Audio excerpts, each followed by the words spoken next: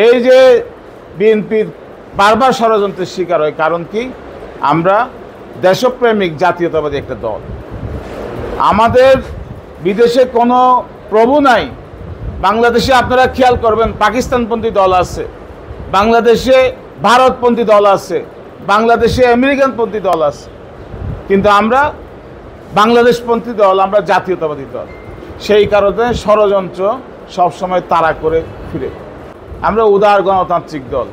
BNP যে সমস্ত ছাত্র সংগঠন, যে ছাত্র দল কোনো কলেজ বিশ্ববিদ্যালয়ে প্রভাব থাকলেও সবাই রাজনীতি করতে পারে। বিএনপি কোনো জায়গায় প্রভাব থাকলেও কোনো ইনস্টিটিউশনে, রাষ্ট্র ক্ষমতায় সবাই রাজনীতি করতে পারে, মন খুলে কথা বলতে পারে। কিন্তু ফেসিবাদ গেলেও পারবেন না, মৌলবাদ গেলেও পারবেন না। যে এমন কোনো কাজ করবেন না যাতে বিএনপি বদনাম হয়।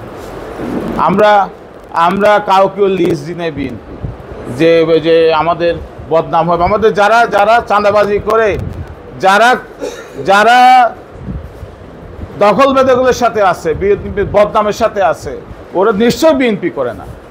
বিএনপির আদর্শ বিশ্বাস করলে, শহীদ রাষ্ট্রপতি জিয়া রহমানের আদর্শ বিশ্বাস করলে তারা এই সমস্ত কাজ করতেই পারে। এইটা আমাদের নীতির বিরুদ্ধ, আমাদের আদর্শের বিরুদ্ধ। তা আমি আহ্বান জানাবো, লিস্ট করেন, আমরাও লিস্ট দেবো, সবাই লিস্ট করেন। যারা এইসব কাজের সাথে জড়িত, টেন্ডারবাজির সাথে জড়িত, লিস্ট করেন।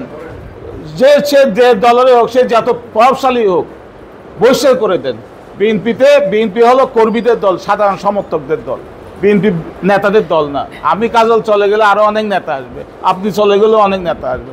দেখা গেছে ওই যে এরশাদের আমলে সব নেতারা চলে গেছিল, কিন্তু বিএনপি তো ঠিকই আছে, এবং বিএনপি সামনে ইনশাল্লাহ টিকে থাকবে।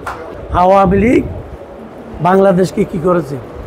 বাংলাদেশকে মুজিবতন্ত্র প্রতিষ্ঠা করতে গিয়ে লক্ষ লক্ষ মানুষকে খুন করেছে, লক্ষ লক্ষ জাসদ কর্মীকে মেরে ফেলেছে। মানুষের আপনার মাথা ছাড়া বাংলাদেশে আর কিছু ছিল না। এরকম একটা বরবাদ করে দিয়েছিল বাংলাদেশের স্বাধীনতাকে। আমরা এই স্বাধীনতা এনেছিলাম কেন?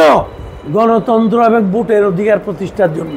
কিন্তু জামাত বারবার চেষ্টা করছে আমরা যাতে চাঁদাবাজ বলে এই বাংলাদেশে প্রতিষ্ঠিত হই। তাদের বিরুদ্ধে এই কথাগুলির উত্তর তোমাদেরকে দিতে হবে।